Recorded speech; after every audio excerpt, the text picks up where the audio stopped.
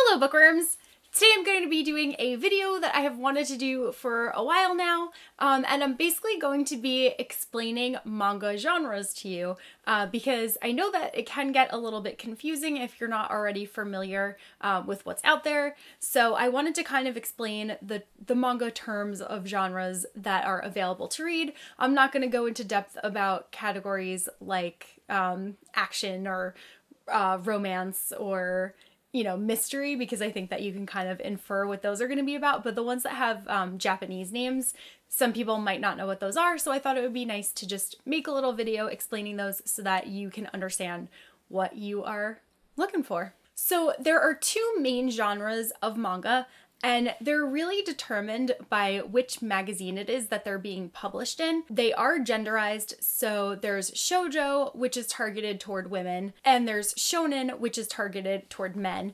It doesn't necessarily mean that if you're a woman, you can't read a shonen manga, or if you're a man, you can't read a shoujo manga. It's totally up to you to decide what sounds good to read. It's just the way that things are sold and marketed. So shonen and shoujo, they're not technically like genres because they're more like genres in the way that young adults is a genre. Like you can get a young adult book, but if you pick up Throne of Glass, it's gonna be nothing like P.S. I Like You. Like contemporaries and fantasy are completely different. So shonen and shoujo are kind of like the overarching genres, and then there are lots of subgenres within those. So some of the main differences is that shoujo manga, as it's targeted toward young females, so it tends to focus a lot on character relationships and character development, and it usually also follows younger people in high school or middle school.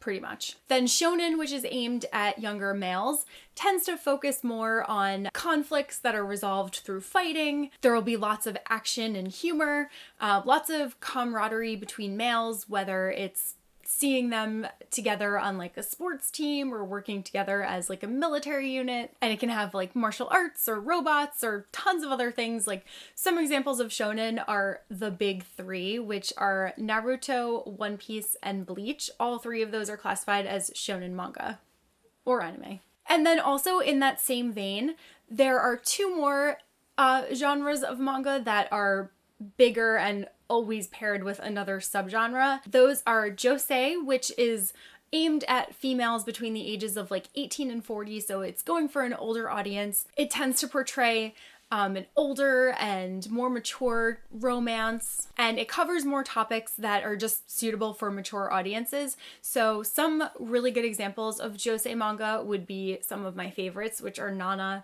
and Paradise Kiss, both by Aizawa.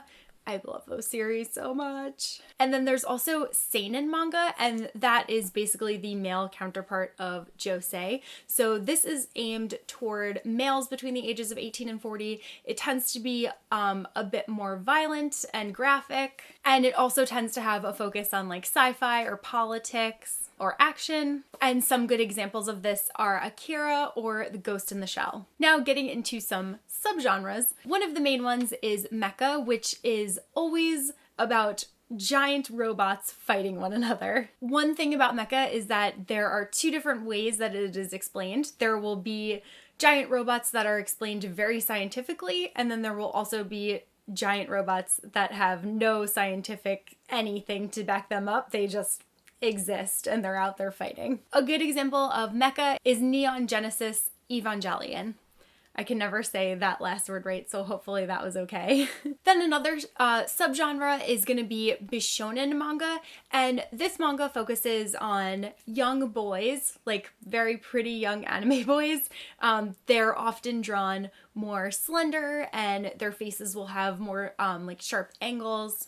They tend to defy gender stereotypes, and they often portray males that are very feminine, and this also makes them more appealing to both males and females. This term will also occasionally be used for androgynous females, but usually anyone in this category has really great hair, so that's a thing. But some of the manga that fits into this would be like Fruits Baskets or Ouran High School Host Club. Then we have harem or reverse harem, and this is one of my favorite kinds of manga, But so I actually tend to like reverse harem, obviously, because then we have more of the male characters. So this usually follows one protagonist, and in that protagonist group, there are at least 3 or more people of the opposite gender that tend to hang out with them, and they tend to be like the sole focus. In harem and reverse harem manga, they tend not to necessarily attribute too many character traits to that protagonist because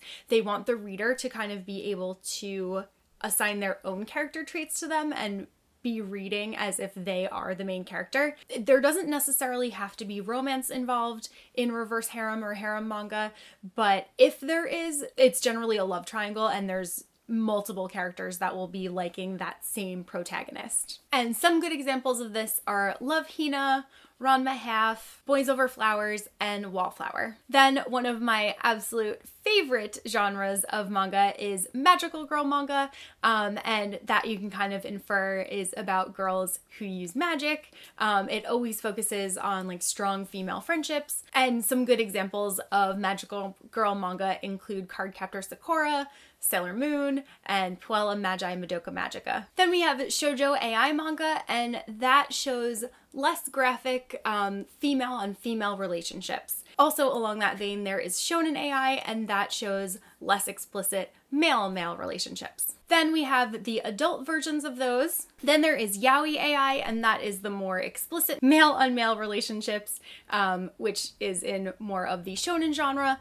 And then the girl version of that would be Yuri, which is the more explicit female on female relationships. And then finally, there is slice of life manga, and this is another one of my favorites. It usually depicts characters doing simple, everyday things. A lot of times it shows characters just going to school and just doing things from their like day-to-day lives. And a good example of a slice of life manga is Honey and Clover. So that is everything that I had on my list to explain. There are also more subgenres such as like fantasy and action and adventure and romance and thriller and psychological and all of the kinds of things that we also have in American books. So I didn't feel the need to explain those. But if you are looking for any recommendations on those, you can let me know and I will be sure to tell you some in the comments below. But I tend to mostly read shoujo and josei manga, and I really love magical girl manga and slice of life manga.